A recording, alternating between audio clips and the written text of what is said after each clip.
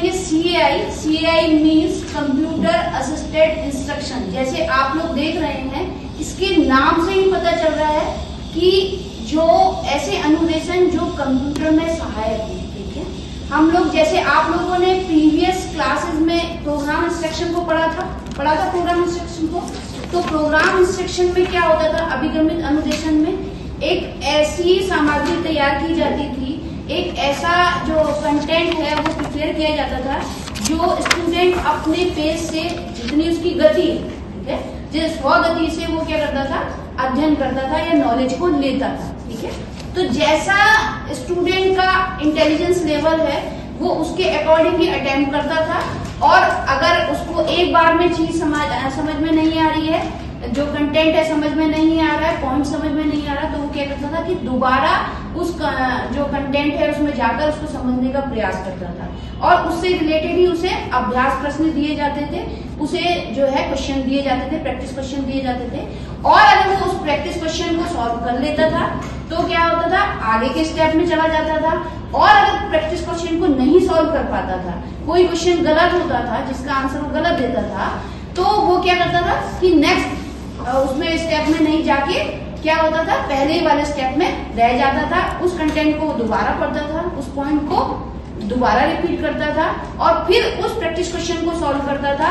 और अगर इस बार उसका प्रैक्टिस क्वेश्चन सॉल्व हो गया तो वो नेक्स्ट स्टेप में चला जाता था। ऐसा ही होता था ना प्रोग्राम इंस्ट्रक्शन में। तो यही सेम चीज हमारी क्या होती है कंप्यूटर असिस्टेड इंस्ट्रक्शन में। इसमें भी क्या किया जाता है कि कंप्यूटर से रिलेटेड इंस्ट्रक्शन दिए जाते हैं। ठीक है, कंप्यूटर से रिलेटेड ऐसे प्रोग्राम क्रिएट किए जाते हैं जो बच्चे को नॉलेज लेने में सहायक सिद्ध होते हैं। ठीक है, तो कंप्यूटर से रिलेटेड ये जो प्रोग्राम होते हैं, इसमें बच्चा क्या करता है, अपने पेस के अकॉर्डिंग, अपने इंटेलिजेंस लेवल के अकॉर्डिंग क्या करता है, सीखता है। ठीक है, तो इसमें क्या होता है, किसी टीचर की जरूरत नहीं होती है, प्रोग्राम क्रिएट कर दिए जाते हैं, और जो बच्चा होता है वो उस प्रोग्राम का वर्क करता है, यानी उस प्रोग्राम से नॉलेज गेन करता है, और उससे रिलेटेड उसको क्या किए जाते हैं, प्रैक्टिस क्वेश्चंस या इस तरीके की कोई जो आपके अभ्यास चीजें हैं वो भी उसको दी जाती है। ठीक है, तो यहाँ पर जैसे आप देख रहे हैं कि कंप्यूटर असिस्टेड इंस्ट्रक्शन जो है ये मेनली क्या है कि ऐसा इंस्ट्रक्शन प्रोवाइडर है जो कंप्यूटर को दिया जाता है जिससे बच्चा नॉलेज ग्रहण करता है। तो आप मेनली CAI का कॉन्सेप्ट शुरू कहाँ से हुआ? CAI का जो कॉन्सेप्ट है वो हमारा 1960 के दशक से शुरू हुआ था। 1960 के दशक में जैसे आपने IBM का नाम सुना होगा। ठीक है, IBM की फुल फॉर्म क्या है आपका, इंटरनेशनल बिजनेस मशीन। तो IBM ने जो है पहला इस तरीके का प्रोग्राम क्रिएट किया था। IBM ने जो ये प्रोग्राम क्रिएट किया था वो मेनली इसी टाइप का था कि जिसमें क्या किया जाता था कि एक अनुदेशन दिया जाता था, एक इंस्ट्रक्शन दिया जाता था जिसके तहत ऐसे प्रोग्राम को क्रिएट किया जाता था जो बच्चों की लर्निंग में क्या करता था, बेनिफिट देता था। ठीक है, तो जैसे आप देख रहे हैं कि प्लेटो एक प्रोग्राम जो है वो क्रिएट किया गया जिसका फुल फॉर्म है program logic for automatic teaching operation. ठीक है, इसी के अलावा एक और प्रोग्राम TICCIT जिसकी फुल फॉर्म है time shared interactive computer control information television. ठीक है, टाइम शेयर्ड यानी आप जितना भी टाइम लेना चाहते हैं, बच्चा अपने पेस के अकॉर्डिंग जब सीख रहा है तो उसको नॉलेज लेने में जितना भी टाइम लग रहा है वो उतना टाइम ले सकता है। एक इंटरेक्टिव मॉड्यूल होता है ये, इसमें एक हेल्थी इंटरेक्शन होता है। किसके बीच में इंटरेक्शन होता है, बच्चे के बीच में और कंप्यूटर के बीच में। ठीक है, तो इन दोनों के बीच में जो इंटरेक्शन होता है उसके थ्रू वो नॉलेज को लेता है और उससे रिलेटेड एक्टिविटीज को सॉल्व करता है। जो भी कंटेंट वो लेना चाहता है, जो भी जिस भी तरह की नॉलेज को वो लेना चाहता है, उससे रिलेटेड उस प्रैक्टिस क्वेश्चन भी इसमें इन्वॉल्व होते हैं। ठीक है, जैसे आप लोगों को हम लोग गूगल फॉर्म बना के देते हैं, गूगल फॉर्म के थ्रू हम लोग कुछ क्वेश्चन सर्कुलेट करते हैं, उस क्वेश्चंस के आंसर आपको देने होते हैं, तो वो भी क्या है, अ टाइप ऑफ CAI है। ठीक है ना, जैसे अभी बीच में मैंने आप लोगों को एक गूगल फॉर्म क्रिएट करके दिया था जिसमें कुछ प्रैक्टिस क्वेश्चन दिए थे जो ऑब्जेक्टिव टाइप थे और जिसमें आप लोगों ने क्या किया था, इनिशिएटिव लिया था, उसके आंसर दिए थे। ठीक है, चलिए आगे हम हम लोग इस पे बात करते हैं। मेनली जो CAI है इसकी कुछ कैरेक्टरिस्टिक हैं, उस पर हम लोग बात कर लेते हैं, जिससे आपको पता चल जाएगा कि what is actual in CAI। CAI actual में है क्या, ठीक है। कंप्यूटर असिस्टेड लर्निंग एक्चुअल में है क्या। देखिए पहला है इंटरेक्टिविटी, ठीक है, इंटरेक्टिव जोन है इसका। अब इंटरेक्टिविटी क्या होती है, अंतःक्रिया, एक स्वस्थ अंतःक्रिया, एक हेल्दी इंटरेक्शन कहाँ होता है, आप लोग मुझे बताइए कहाँ होता है एक हेल्दी इंटरेक्शन, बताइए, आप ही लोगों से पूछ रहे हैं। क्लासरूम में कैसे, टीचर और स्टूडेंट्स के बीच होता है। जब आपका, मैंने आपको बताया था जब हम ICT पढ़े थे तो इंफॉर्मेशन कम्युनिकेशन टेक्नोलॉजी में मैंने एक चीज आपको बताई थी कि जहां पर आपका कम्युनिकेशन फॉल्टी नहीं होता, बताया था ना मैंने आपको, जहां पर आपका कम्युनिकेशन फॉल्टी नहीं होता वहां पर आपका इंटरेक्शन हेल्थी होगा। और इंटरेक्शन हेल्थी और कब होगा, जहां पर दोनों को, जो इंटरेक्शन दो लोगों के बीच में ही होगा, सिंगल तो इंटरेक्शन नहीं हो सकता ना, सेल्फ इंटरेक्शन अलग चीज है, लेकिन मेनली इंटरेक्शन के पॉइंट ऑफ व्यू से जब हम लेते हैं तो दो लोग जरूरत होती है। तो जो दो लोगों के बीच में इंटरेक्शन हो रहा है वो हेल्दी इंटरेक्शन कब होगा, वो हेल्दी इंटरेक्शन तब होगा जब दोनों को सेंडर और रिसीवर, ठीक है, या जो सेंडर है और जो रिसीवर है उन दोनों के बीच में जो इंटरेक्शन हो रहा है, जो बातें सर्कुलेट हो रही हैं, जो नॉलेज सर्कुलेट हो रही है, क्योंकि हम एजुकेशन की फील्ड में काम कर रहे हैं, तो जो नॉलेज सर्कुलेट हो रही है वो एक प्रॉपर वे में होगी।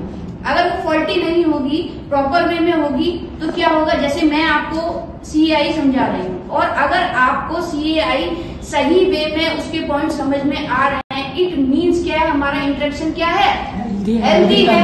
मैं आपसे जो आउटपुट लेना चाह रही हूँ, जो आपसे क्वेश्चन पूछ रही हूँ, उसका मुझे आंसर मिल रहा है, तो मुझे भी ये समझ में आ रहा है कि आपको ये कॉन्सेप्ट समझ में आ रहा है। और अगर मुझे आंसर नहीं मिल रहा है, इट मीन्स मुझे ये समझ में आ रहा है कि आपको मेरा जो भी हम डिस्कशन कर रहे हैं CAI से रिलेटेड वो समझ में नहीं आ रहा है, ठीक है। तो CAI से रिलेटेड जो हमारा डिस्कशन है वो हेल्दी कब होगा, जब हमारा इंटरेक्शन क्या होगा, प्रॉपर वे में होगा, चैनलाइज होगा, ठीक है। तो यहाँ पर भी क्या है कि आपका मल्टीपल वेज जो है हम अडॉप्ट करते हैं इस प्रोग्राम को क्रिएट करने में CAI के थ्रू। तो वहां पर आपकी जैसे सिमुलेशन है, एनिमेशन है, ठीक है, इन सब का प्रयोग किया जाता है, इन सबको यूज किया जाता है। आपने देखा होगा कि बहुत सारे ऐसे प्रोग्राम जो आपको मिलते हैं जिससे आपको नॉलेज प्रोवाइड होती है, उसमें मल्टीपल सिमुलेशन और जो आपका एनिमेशन है उसका यूज किया जाता है, जिससे क्या होता है, एनिमेशन के यूज के थ्रू आपको प्रोग्राम क्या होता है, एक तो इंटरेस्टिंग लगेगा, ठीक है। छोटा बच्चा है, अगर उसको एनिमेटेड चीजें दिखाई देंगी तो उसको क्या होगा, कंटेंट इजी लगेगा, समझने में सही रहेगा, ठीक है। तो ये सारी चीजें इसमें क्या की जाती है, यूज की जाती है। दूसरा है सेल्फ पेस्ड लर्निंग, ठीक है, आत्मगति से सीखना। ये इसका एक इम्पोर्टेंट जो है मोटो है। जैसे आपने देखा था प्रोग्राम इंस्ट्रक्शन, प्रोग्राम इंस्ट्रक्शन में क्या होता था, आप में से कोई बताओ, आपने पढ़ा होगा प्रोग्राम इंस्ट्रक्शन, प्रीवियस ईयर में पढ़ा है, प्रीवियस क्लासेस में प्रोग्राम इंस्ट्रक्शन था आपका? हाँ। था, तो क्या था उसमें बताओ, क्या होता था उसमें, क्या पढ़ा? प्रोग्राम इंस्ट्रक्शन में आपने यही पढ़ा ना कि जो ऐसा एक प्रोग्राम क्रिएट किया जाता है जिसमें जैसे आप उसमें क्या है, लीनियर पढ़ा होगा, ब्रांचिंग पढ़ा होगा, मैथमेटिक्स पढ़ा होगा। तो लीनियर में क्या होता था आपके कि जो आपका प्रोग्राम है, ठीक है, उसमें आपको पहले एक क्या दिया जाता था, उससे रिलेटेड एक पैरा दिया जाता था, कंटेंट का एक छोटा रूप दिया जाता था, एक पार्ट दिया जाता था, और उससे रिलेटेड जब बच्चा उस कंटेंट को पढ़ता था तो उससे रिलेटेड ही क्या होते थे, प्रैक्टिस क्वेश्चन होते थे। वो उन प्रैक्टिस क्वेश्चन को सॉल्व करता था। अगर उसके प्रैक्टिस क्वेश्चन गलत होते थे तो वो क्या होता था कि उसके सामने एक क्या आती थी, विंडो खुल के आती थी, उसमें लिखा होता था कि आपका उत्तर गलत है और आप दोबारा मुख्य पृष्ठ पर जाइए, ठीक है। तो दोबारा उसको वो कंटेंट पढ़ना पड़ता था और फिर वो दोबारा उसको अटेम्प्ट करता था, और इस बार अगर सही हो गया तो नेक्स्ट स्टेप में चला जाता था, आगे के कंटेंट में चला जाता था, और अगर नहीं सही हुआ तो फिर वो रिपीट करता था। इट मीन्स कोई बाउंडेशन नहीं है, ठीक है। जैसा उसका इंटेलिजेंस लेवल है, जैसा उसका समझने का स्तर है, ठीक है। वैसे ही वो क्या कर सकता है, अपने पेस के अकॉर्डिंग नॉलेज को ले सकता है, ठीक है। तो इसीलिए यहाँ पर क्या है, सेल्फ पेस्ड लर्निंग है। आप कंप्यूटर पे कोई भी प्रोग्राम को देखते हो या कोई भी नॉलेज को अटेंड करते हो तो उसमें ऐसी कोई बाध्यता नहीं होती ना कि आपको अभी समझ में नहीं आया तो आप उसको दोबारा नहीं समझ सकते हो। उसके पास क्या है, मल्टीपल चैनलाइज है, ठीक है। आप किसी भी चैनलाइज के थ्रू आप उसको क्या कर सकते हो, उस नॉलेज को ले सकते हो। तो क्या है, आपकी सेल्फ पेस्ड लर्निंग है, ठीक है। नेक्स्ट पे आएंगे हम, इमीडिएट फीडबैक। इसमें क्या होता है, जैसे आपने वहां पर देखा था, ये टोटली प्रोग्राम इंस्ट्रक्शन पर क्रिएट किया गया है। प्रोग्राम इंस्ट्रक्शन क्या था, एक ऑफलाइन मोड था, उसमें बनाने में बहुत ज्यादा टाइम लगता था और उसकी क्रिएशन में जो है बहुत डिफिकल्टी आती थी। लेकिन जब कंप्यूटर आया तो इसको करना इजी हो गया, तो इसलिए इसने प्रोग्राम इंस्ट्रक्शन का रूप जो है इसने ले लिया, CI ने ले लिया। तो यहाँ पर क्या है, आपका इमीडिएट फीडबैक मिलता है। आप कोई भी क्वेश्चन सॉल्व कर रहे हो तो उसका आपको इमीडिएट पता चल जाता है कि मैंने जो आंसर दिया वो सही था या नहीं था, है? तो ये क्या है, आपका इमीडिएट आपको फीडबैक मिल रहा है और आप इमीडिएट, जब फीडबैक इमीडिएट मिलता है तो आप उसमें करेक्शन भी इमीडिएट करते हो, ठीक है। अगर आप कोई नॉलेज दे रहे हो और उस नॉलेज से रिलेटेड आप कोई प्रैक्टिस क्वेश्चन सॉल्व कर रहे हो, उस प्रैक्टिस क्वेश्चन में आपने कोई भी जो आंसर है वो गलत किया तो आप उसको तुरंत करेक्ट करते हो ना, तुरंत उसको देखते हो, रीचेक करते हो कि मेरा आंसर क्यों गलत हुआ, एक्चुअल में इसका आंसर क्या होना चाहिए, ठीक है। तो आपका क्या हो रहा है कि इमीडिएट करेक्शन भी हो रहा है और इमीडिएट ही आपका क्या हो रहा है, आपको फीडबैक भी मिल रहा है, ठीक है। तो जहां फीडबैक इमीडिएट है तो करेक्शन तो इमीडिएट होगा ही होगा और उसी के तहत क्या होगा, आपका इसी हायरार्की में नेक्स्ट आपका फिर आप उसके लेवल पर एक्सप्लेनेशन भी डिटेल्ड में उसी समय कर पाओगे, ठीक है। नेक्स्ट है आपका पर्सनलाइज्ड लर्निंग, व्यक्तिगत अधिगम, ठीक है। पर्सनलाइज्ड लर्निंग क्या है, क्या होता है पर्सनलाइज, आप एक वर्ड यूज करते हैं in general, personalize, self study, खुद, ठीक है। तो आप क्या कर रहे हो, हाँ, इसमें पर्सनल लर्निंग कर रहे हो। पर्सनल लर्निंग मतलब पर्सन जो है, कोई भी बच्चा अपने सेल्फ लर्निंग कर रहा है ना, तो उसमें ऐसा सच नहीं है कि इस तरीके की कोई एक जो फॉर्मल क्लासरूम की व्यवस्था है, एक ग्रुप लर्निंग हो रही है और उस ग्रुप लर्निंग में ऐसा होता है, जैसे एक क्लासरूम में जो लर्निंग हो रही है उसमें क्या होता है कि किसी बच्चे का इंटेलिजेंस लेवल कुछ होता है, किसी का एटीट्यूड कुछ है, किसी का एप्टीट्यूड कुछ है, तो साइकोलॉजिकल डिफरेंशिएशन पाया जाता है ना। तो जो इंडिविजुअल डिफरेंशिएशन है वो हमारी लर्निंग में क्या होते हैं, एज अ बैरियर हो जाते हैं उस समय। किसी बच्चे को जल्दी समझ में आ गया कॉन्सेप्ट, किसी को देर में समझ में आ गया। तो इसमें ऐसा नहीं है, CAI में आप अपने पर्सनल वे में नॉलेज को ले सकते हैं, जितना चाहे आपका इंटेलिजेंस लेवल जो है, आपका कैलिबर है, जितना डिमांड करता है उसके अकॉर्डिंग नॉलेज को ले सकते हैं।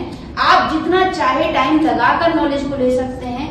आप अगर एक टाइम में, कम टाइम में नॉलेज को ले सकते हैं तो आपके लिए जो है उस तरीके की व्यवस्था भी है। आप उसको रिपीटेशन के मोड पर लेना चाहते हैं तो रिपीटेशन की व्यवस्था भी है। तो कुल मिला के क्या है कि आप अपने आप को पर्सनल वे में एडजस्ट कर सकते हैं। आपकी जो कैलिबर है, जो स्टेमिना है, जो इंडिविजुअल डिफरेंसेस है, उसके अकॉर्डिंग आप नॉलेज को एडॉप्ट कर सकते हैं, ठीक है। तो ऐसा कोई इसमें क्या है, फाउंडेशन इंटीग्रेशन, ठीक है। मल्टीमीडिया इंटीग्रेशन में आप देखिए कि मल्टीपल टाइप, कोई भी आप जो सॉफ्टवेयर क्रिएट हो रहा है इस प्रोग्राम से रिलेटेड, उसमें मल्टीपल एस्पेक्ट को जो कंप्यूटर के हैं हम इन्वॉल्व कर सकते हैं। तो हम ग्राफिक्स के थ्रू दिखा सकते हैं, हम उसमें ऑडियो का दे सकते हैं, हम उसमें विजुअलाइजेशन एक डिफरेंट वे में दे सकते हैं। हम उसमें जितना चाहे उसको उस वे में क्या कर सकते हैं, एनहांस कर सकते हैं, बढ़ा सकते हैं, ठीक है। तो जितना चाहे हम जो हमारा कॉन्सेप्ट है या कंटेंट है उसको इस वे में प्रेजेंट किया जा सकता है कि बच्चे को इंटरेस्टिंग वे में भी समझ में आए और उसे जल्दी भी समझ में आए, ठीक है। और ऐसा भी वो नॉलेज ले कि जो उसके परमानेंसी लेवल पर रहे। तो ये सारी चीजें क्या होती है, इसमें अवेलेबल रहती है। इसीलिए CAI जो का कॉन्सेप्ट है वो वर्तमान समय में बहुत काम कर रहा है। आप देखोगे कि जो टीचर्स हैं या जो आपके इस तरीके के एजुकेटर हैं, जो एजुकेशन की फील्ड में वर्क कर रहे हैं वो इस तरीके के प्रोग्राम को बना रहे हैं जिससे बच्चा इस वे में लाभान्वित हो रहा है। ठीक है, आप भी देखते होंगे कि आपको मल्टीपल क्विज मिल जाते हैं। आप जब इंटरनेट के माध्यम से आप YouTube खोलते हो या गूगल में सर्च आउट करते हो, अदर किसी सर्च इंजन को जो है प्रोवाइड करते हो, तो उसमें मल्टीपल क्विज मिल जाते हैं आपको। उस मल्टीपल क्विज में आपको मल्टीपल नॉलेज मिल जाती है। तो ये सब क्या है, ये सब इसीलिए है कि आप जो है अच्छी तरीके से उस नॉलेज को ले सके। ठीक है, तो आपका CAI होप सो इतना तो आपको समझ में आ गया होगा। आया? ठीक है, आगे हम टाइप्स ऑफ CAI पे बात करते हैं। CAI के टाइप्स में देखिए ड्रिल एंड प्रैक्टिसेस। अब जो हमारा CAI है, आप देखिए कोई भी कंप्यूटर पर हम वर्क कर रहे हैं तो कंप्यूटर के दो पार्ट होते हैं, एक होता है आपका हार्डवेयर और एक होता है आपका सॉफ्टवेयर। ठीक है, हार्डवेयर के थ्रू ही हम क्या करते हैं, किसी कंप्यूटर पर वर्क करते हैं, और जो सॉफ्टवेयर होता है वो हमें पर्टिकुलर उस कंप्यूटर पर हाउ टू वर्क, कैसे वर्क करना है, इस बारे पे बात करता है। तो सॉफ्टवेयर में डिफरेंट टाइप ऑफ सॉफ्टवेयर हम लोग जो है यूज करते हैं। जैसे एजुकेशन की फील्ड में हम different type of software use कर रहे हैं जिससे हमें कंटेंट के नॉलेज हो जाए या मल्टीपल टाइप ऑफ कंटेंट मिल जाए या मल्टीपल टाइप ऑफ नॉलेज हमको गेन हो जाए। ठीक है, तो यहाँ पर जो CAI है वो ड्रिल एंड प्रैक्टिसेस पर बात करता है कि आप देखिए जितना आपने जो है साइकोलॉजिकल थ्योरी पढ़ी है, तो साइकोलॉजिकल थ्योरी में एक बात बोली गई है कि आपकी नॉलेज सबसे ज्यादा कब एनहांस होती है, कब परमानेंट होती है। आप ही बोलिए, जब आप पढ़ते हैं तो आप कॉन्सेप्ट को एक बार पढ़ते हैं तो आपको क्या होता है, कॉन्सेप्ट थोड़ा समझ में आता है, उसको दोबारा पढ़ते हैं तो आपको वो क्या होता है, मेमोराइज होता है। ठीक है, तो आप क्या होते हैं, जितने टाइम आप मैथ्स में देखिए, आप एक न्यूमेरिक को सॉल्व करते हैं। ठीक है, उस न्यूमेरिक को सॉल्व करने के बाद उसी तरीके के मल्टीपल न्यूमेरिक्स को सॉल्व करते हैं तो आपको क्या होता है, उस एक न्यूमेरिक से रिलेटेड आपको कॉन्सेप्ट क्लियर होता है ना। तो प्रैक्टिस से क्या होता है, आपकी जो नॉलेज होती है वो परमानेंट होती है। ठीक है, तो अगर नॉलेज को परमानेंसी लेवल पर लाना है तो प्रैक्टिस डिमांडेड है। ठीक है, तो यहाँ पर आपको मल्टीपल जो एफर्ट्स हैं वो नहीं करने पड़ते, आप जैसे चाहे, जितना प्रैक्टिस चाहे उतना प्रैक्टिस आपको यहाँ पर मिलती है CAI में। तो आपकी जो नॉलेज होती है वो क्या होती है, परमानेंट हो जाती है। ठीक है, जैसे यहाँ पर एग्जांपल मैथ्स का ही दिया है उसने कि मैथ्स में जो है आप जितने जो प्रॉब्लम सॉल्विंग करेंगे उतना आपका क्या होगा कि उस पर्टिकुलर कॉन्सेप्ट पर आपकी कमांड हो जाएगी। ठीक है, नेक्स्ट है आपका ट्यूटोरियल, शिक्षण सत्र। ठीक है, ये आप देख ही रहे हैं कि 2019 से तो ये बात जो है बहुत ज्यादा चल गई है कि आपको अगर बच्चा ऑफलाइन मोड पर अवेलेबल नहीं है, ठीक है, या आप जो है बच्चा किसी भी वजह से ऑफलाइन मोड पर अवेलेबल नहीं हो पा रहा है तो आप उसको ऑनलाइन मोड पर भी क्या कर सकते हैं, टीचिंग प्रोवाइड कर सकते हैं। ठीक है, तो इसी तरीके की जो स्टेप है वो CAI प्रोवाइड करता है। इसमें आपको टीचर की कोई रिक्वायरमेंट नहीं है, आपको मल्टीपल जो प्रोग्राम है वो कंप्यूटर के माध्यम से मिल जाएंगे और कंप्यूटर ही उसको असिस्ट करेगा, कंप्यूटर ही आपको बताएगा कि आपको कैसे इस पर वर्क करना है। तो ये सारे वर्क जो हैं आपको कंप्यूटर पर ही निर्देशित हो जाएंगे और जिससे आपको क्या होगा, कंटेंट और जो आपका नॉलेज है वो क्या होगी, आपकी बढ़ जाएगी। ठीक है, नेक्स्ट हम आते हैं सिमुलेशन। देखिए, आपने अल्बर्ट बंडूरा का नाम सुना है? अल्बर्ट बंडूरा एक बहुत बड़े आपके साइकोलॉजिस्ट थे। ठीक है, तो अल्बर्ट बंडूरा ने एक बात कही है कि जो हमारी लर्निंग होती है वो लर्निंग हमारी क्या होती है, इमिटेशन के थ्रू होती है। जब आपने देखा होगा एक छोटा बच्चा इनिशियल बेस पर जो चीज बड़ों को करते हुए देखता है या जैसे वो अपनी मदर के नजदीक ज्यादा रहता है तो जो चीज वो मदर को करते हुए देखता है वही चीज वो क्या करता है, खुद भी करने की कोशिश करता है ना।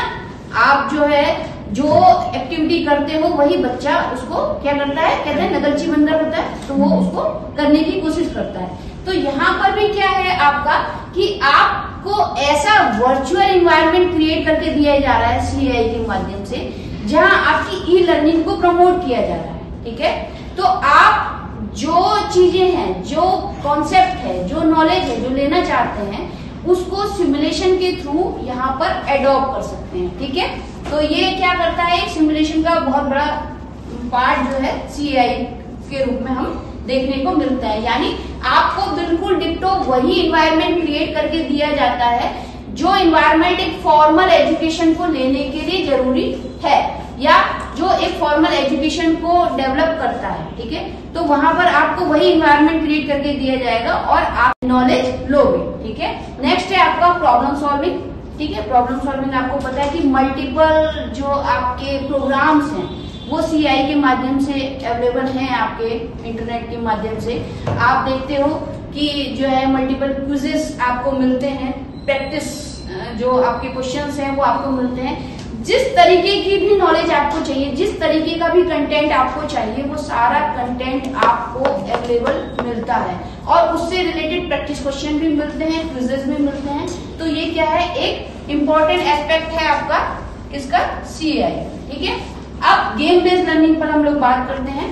आपको पता है कि जो मल्टीपल क्विजेस जो बच्चों के लिए अवेलेबल हैं, बहुत सारे ऐसे, जिसमें क्या है कि गेमिंग के माध्यम से, गेम के माध्यम से उनको क्या किया जाता है, पढ़ाया जाता है। आपने देखा होगा कि आपको वो क्या होगा, पिक्टोरियल भी होगा उसमें। ठीक है, और ग्राफिक्स भी होंगे, तो उसके थ्रू जैसे आपको बच्चे को नंबर सिस्टम सिखाना है। ठीक है, तो नंबर सिस्टम से रिलेटेड आप बच्चे को क्या है, बहुत सारे गेम जो है अवेलेबल हैं। अब उस गेम से अब बच्चा क्या करता है कि नंबर सिस्टम को सीखता है, तो वो क्या है, CAI की ही देन है। ठीक है, नेक्स्ट आपका जो है, अब कुछ एडवांटेज पे बात करते हैं। ठीक है, अब हमने ये जान लिया कि CAI है क्या, CAI की मेनली वर्किंग क्या है, क्यों CAI को हमारे एजुकेशन सिस्टम में इतना प्रमोट किया जा रहा है। ठीक है, क्योंकि ये क्या है, एक वर्चुअल क्लासरूम का इन्वायरमेंट क्रिएट करने में हमें बहुत ज्यादा मदद करता है। ठीक है, नेक्स्ट हम बात करते हैं एडवांटेज पे। एडवांटेज क्या है CAI की, एनहांस लर्निंग एफिशिएंसी, इस पर हम लोग बात करते हैं। इसमें क्या होता है कि लर्निंग एफिशिएंसी बढ़ती है, बच्चे की या स्टूडेंट की लर्निंग एफिशिएंसी को बढ़ाने में CAI बहुत ज्यादा मददगार है। कैसे CAI बहुत ज्यादा मददगार है, आप लोग देखते हो कि आपको एक कॉन्सेप्ट से रिलेटेड कोई नॉलेज चाहिए, या आप ये देखना चाहते हो, अभी आप जैसे अपनी प्रिपरेशन कर रहे हो, किसकी, टेट कर रहे हो, तो टेट की प्रिपरेशन में आप लोग CAI की ही हेल्प ले रहे हो। आप मल्टीपल जो आपके चैनल्स हैं, मल्टीपल जो आपके जो वेज हैं, उसको एडॉप्ट कर रहे हो। उसमें क्या है आपका कि CAI की हेल्प से आप उसमें अपना एंगेजमेंट दे रहे हो। ठीक है, तो CAI में क्या है आपका कि आप इस तरीके के बहुत सारे प्रैक्टिस क्वेश्चंस आपको अवेलेबल हैं। ठीक है, जो आपके टेट के एग्जाम के लिए बेनिफिट हैं। ठीक है, बेनिफिट रखते हैं। तो आपका क्या हो रहा है कि लर्निंग इन्हांसमेंट इस वे में हो रहा है। इस तरीके से एक बच्चे को जिस भी तरीके के नॉलेज की डिमांड है वो थ्रू CAI हम क्या हो रहा है, हमें प्रोवाइड हो रहा है। ठीक है, तो CAI क्या है, लर्निंग एनवायरनमेंट क्रिएट करने में और उसको बढ़ाने में बहुत ज्यादा मदद करता है। दूसरा है आपका इंकरेज इंडिपेंडेंट लर्निंग। ठीक है, इंडिपेंडेंट लर्निंग को इंकरेज करता है। बच्चा अपने आप कैसे सीखे, स्वयं से कैसे सीखे, स्वयं से एक हैबिट कैसे जनरेट हो उसके अंदर कि वो नॉलेज को ले, उससे रिलेटेड जो एक्टिविटी है उसको करे। ये सारी चीजें हमें किसके थ्रू मिलती है, CAI के थ्रू ही मिलती है। ठीक है, नेक्स्ट है आपका रिड्यूस टीचर वर्कलोड। टीचर के वर्कलोड को क्या करता है, रिड्यूस करता है, घटा देता है। अब जो हमारा वर्कलोड है एज अ टीचर, ठीक है, हम लोग पहले क्या करते थे कि बच्चे के लिए कॉन्सेप्ट से रिलेटेड, कंटेंट से रिलेटेड डिफरेंट क्या लाते थे, मटेरियल अवेलेबल करवाते थे, है ना। अब क्या है, through CAI multiple type of material आपको अवेलेबल मिलता है। आपको एक कॉन्सेप्ट से रिलेटेड नॉलेज चाहिए, एक कंटेंट से रिलेटेड नॉलेज चाहिए, आप जो है इस तरीके के मल्टीपल प्रोग्राम्स अवेलेबल हैं जिसमें आपको उस कॉन्सेप्ट से रिलेटेड मल्टीपल नॉलेज अवेलेबल हो जाएगी, ठीक है, और मल्टीपल टाइप से अवेलेबल हो जाएगी। तो आपको क्या है कि एक टीचर का क्या हो गया, वर्कलोड घट गया, उसको क्या चाहिए कि उसके बच्चे को वो नॉलेज हो जाए पर्टिकुलर उस कॉन्सेप्ट की, और उससे रिलेटेड मटेरियल ऑलरेडी सीआई के माध्यम से अवेलेबल है, तो टीचर का वर्कलोड तो घट गया ना। और दूसरा क्या है कि बच्चा स्वयं से सीख रहा है, ठीक है, लर्निंग बाय डूइंग का कॉन्सेप्ट इसमें क्या हो रहा है, डेवलप हो रहा है, तो टीचर का वर्कलोड ऑलरेडी घट गया, ठीक है। नेक्स्ट है आपका एक्सेस, एनी टाइम एनी, आप कहीं पर भी किसी भी वे में कैसे भी एक्सेस कर सकते हैं इसको। ऐसा कोई फॉर्मल इंस्टीट्यूशन की रिक्वायरमेंट नहीं है, कोई एक फॉर्मल स्पेस नहीं चाहिए आपको, कोई प्लेस नहीं चाहिए, आप जहां चाहें, जैसे चाहें, जब चाहें इसको यूज कर सकते हैं। आप घर में बैठ के किसी भी टाइम पर या कहीं पर भी बैठ के आप इसको इजी वे में यूज करते हैं, तो अप्रोचेबल है। तो सबसे बड़ी एक बेनिफिट इसका क्या है कि ये अप्रोचेबल है, इसके लिए कोई फॉर्मल वे में आपको कुछ एडॉप्ट नहीं करना पड़ता, ठीक है। तो इसीलिए सीआई क्या है, बहुत ज्यादा बेनिफिट रखता है। नेक्स्ट है आपका प्रोवाइड इंस्टेंट असेसमेंट। मेनली देखिए, जब हम किसी भी तरीके की लर्निंग कर रहे हैं, किसी भी तरीके की नॉलेज को ले रहे हैं, तो अगर हमें इंस्टेंट तुरंत ही कोई जो है फीडबैक मिल जाता है या तुरंत ही हमको कोई असेसमेंट मिल जाता है, तो हमें इम्प्रूवमेंट भी क्या हो जाता है, रिपीट वे में हो जाता है, ठीक है, रैपिड हो जाता है। तो इसीलिए क्या है कि सीआई में हमें क्या होता है, रैपिड असेसमेंट हो रहा है। रैपिड असेसमेंट मतलब कि आप जैसे ही क्वेश्चन को सॉल्व कर रहे हो, आपको आंसर पता चल जा रहा है। जब आपको आंसर पता चल जा रहा है तो आपको ये भी पता चल जा रहा है कि हाँ, मेरे से मिस्टेक हुई तो किस लेवल पर हुई। तो आप क्या कर रहे हो, पुनः अपनी मिस्टेक को क्रॉस चेक कर रहे हो, अपने आप को क्या कर रहे हो, मॉडिफाई कर रहे हो उसके अकॉर्डिंग, और दोबारा लर्निंग को ले रहे हो। तो इससे ये बहुत बड़ा जो क्या है, इसका एडवांटेज है कि हम जो असेसमेंट है हमको क्या हो रहा है, रैपिड हो रहा है, तो इसलिए हमारा जो आपकी लर्निंग है वो भी क्या हो रही है, बहुत ज्यादा उसी समय पर प्रभावित हो रही है, ठीक है। चलिए, थैंक यू। अब हम लोग बात करते हैं डिसएडवांटेज ऑफ सीआई। देखिए, जब कोई भी प्रोग्राम बनता है या कोई भी चीज जो है उसका इन्वेंशन होता है, तो उसमें जब कुछ एडवांटेज होते हैं तो कुछ ऐसे लिमिटेशन भी होते हैं, कुछ ऐसे डिसएडवांटेज भी होते हैं जो हमें देखने को मिलते हैं। तो इसी तरीके से सीआई में भी कुछ डिसएडवांटेज हैं, कुछ लिमिटेशन हैं जो इसको कहीं ना कहीं इस रूप में व्याख्यात करते हैं। दूसरा है, पहला है आपका हाई इनिशियल कॉस्ट। देखिए, सीआई को क्रिएट करने में क्या होता है कि आपको टेक्नोलॉजी का यूज करना पड़ता है। टेक्नोलॉजी के यूज में आपका क्या होता है कि लागत लगती है ना, कुछ व्यय होता है, कुछ अमाउंट आपको क्या होना है, इन्वेस्ट करना पड़ता है। तो इसीलिए क्या है कि इसमें जो भी आप सॉफ्टवेयर जो है क्रिएट कर रहे हो या जो भी हार्डवेयर यूज कर रहे हो, उन सभी चीजों में कुछ ना कुछ आपको अमाउंट व्यय करना है। तो ऐसा नहीं है कि ये फ्री ऑफ कॉस्ट क्रिएट हो जा रहा है।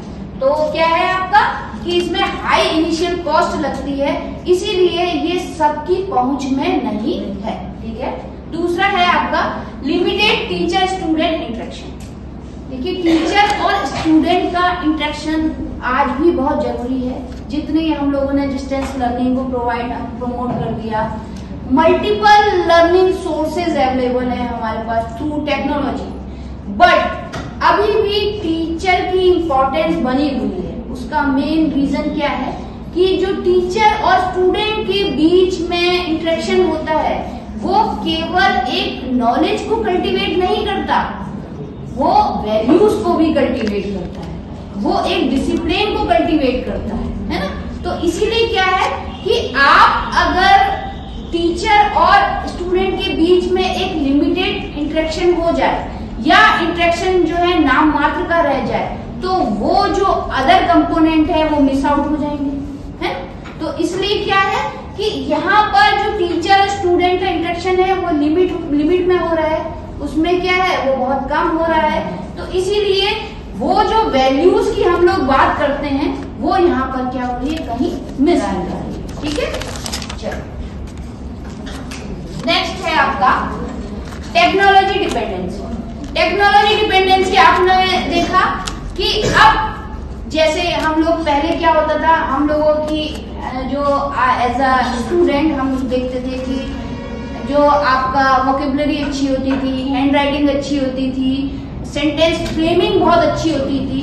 अब क्या है कि टेक्नोलॉजी ने उसको इतना कैप्चर्ड कर लिया है। अब आप देखिए कि आप थ्रू AI आप क्या करते हो, किसी भी चीज को जनरेट करने के लिए टाइम नहीं लगाते और उस पर अपना इंटेलिजेंस तो क्या करना है, व्यय करना ही नहीं चाहते। ठीक है, तो आपका वो जो लेवल है वो कहीं ना कहीं मिस हो रहा है, वो कहीं ना कहीं खत्म हो रहा है। तो इसीलिए क्या है कि आपका जो टेक्नोलॉजी पे डिपेंडेंसी है वो बढ़ रही है।